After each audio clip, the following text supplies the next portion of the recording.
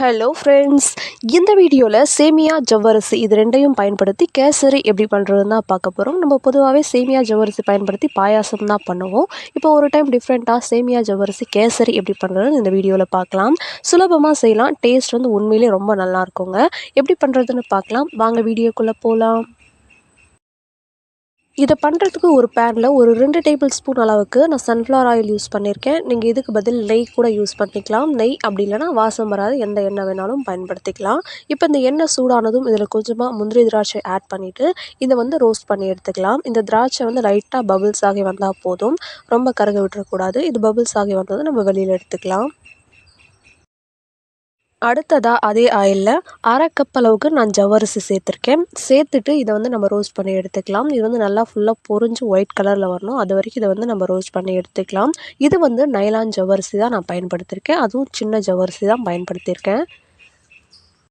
இந்த ஜவ்வரிசி எல்லாமே நல்லா ஈவனாக இந்த மாதிரி பொரிஞ்சு வந்ததுக்கப்புறமா நம்ம ஸ்டவ் ஆஃப் பண்ணிவிட்டு ஜவ்வரிசியை வந்து தனியாக வேறு ஒரு பிளேட்டுக்கு எடுத்து வச்சுக்கலாம். நீங்கள் இதுக்கு பதில் பெரிய ஜவ்வரிசி கூட பயன்படுத்திக்கலாம். இப்போ இதை வந்து நம்ம ஸ்டவ் ஆஃப் பண்ணிவிட்டு தனியாக எடுத்து வச்சிடலாம். மறுபடியும் அதே பேனில் 1லேருந்து 1 1/2 டேபிள் ஸ்பூன் அளவுக்கு ஆயில் சேர்த்துட்டு இதில் வந்து நம்ம சேமியா சேர்த்துக்க போகிறோம். நான் 1 கப் அளவுக்கு சேமியா எடுத்திருக்கேன். அந்த சேமியாவை வந்து இந்த ஆயிலில் சேர்த்துட்டு அதையும் வந்து ஃப்ரை பண்ணிக்கணும்.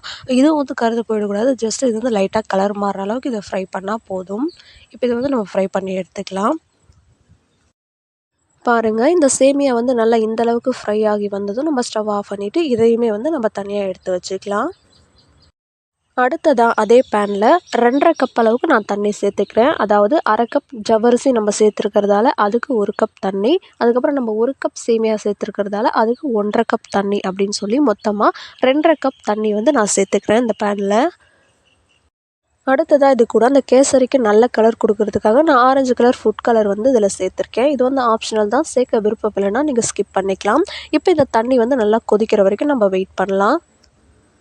கொஞ்ச நேரத்துக்கு அப்புறம் இந்த தண்ணி வந்து நல்லா கொதிக்க ஆரம்பிச்சிருச்சு. இப்போ இதில் வந்து நம்ம ஏற்கனவே வறுத்தெடுத்து வச்சுருக்கக்கூடிய சேமியா ஜவ்வரிசி அதை வந்து இந்த கொதிச்சுட்ருக்கிற தண்ணியில் ஆட் பண்ணிவிட்டு இதை வந்து நம்ம நல்லா ஒரு முறை கலந்து விட்டுக்கலாம்.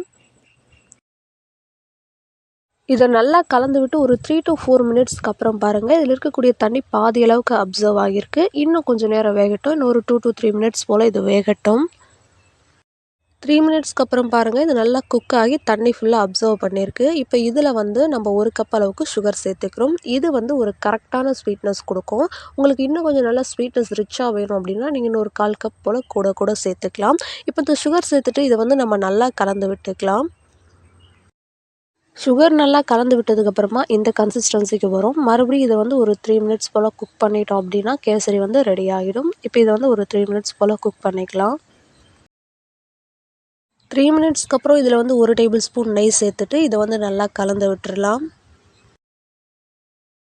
கடைசியாக வாசனைக்காக ஒரு 2 3 ஏலக்காவை தட்டி சேர்த்துக்கலாம். நீங்கள் இதுக்கு பதில் ஏலக்காய் தூளாகவும் சேர்த்துக்கலாம். சேர்த்துட்டு இதை ஒரு டைம் நல்லா கலந்து விட்டு இந்த கன்சிஸ்டன்சியில் இருக்கும்போதே நம்ம ஸ்டவ் ஆஃப் பண்ணிவிட்டு ஒரு 10லேருந்து 15 நிமிஷம் இதை நல்லா ஆற விட்டோம் அப்படின்னா கரெக்டான கன்சிஸ்டன்சிக்கு வந்துடும். இப்போ இது பார்க்கறதுக்கு கொஞ்சம் லிக்விடாக இருக்கிற மாதிரி தான் இருக்கும்.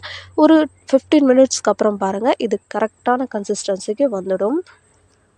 கடைசியாக இதில் நம்ம ரோஸ்ட் பண்ணி வச்சு முந்திரி திராட்சை ஆட் பண்ணிவிட்டு சர்வ் பண்ணிக்கலாம். 15 மினிட்ஸ்க்கு அப்புறம் பாருங்கள், இதோட கன்சிஸ்டன்சி வந்து கரெக்டாக வந்துருச்சு.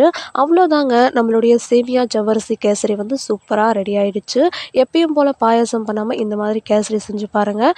டேஸ்ட் வந்து உண்மையிலேயே சூப்பராக இருக்கும். செஞ்சு பார்த்துட்டு ஃபீட்பேக் சொல்லுங்கள். நெக்ஸ்ட் ஒரு வீடியோவில் பார்க்கலாம். பாய்.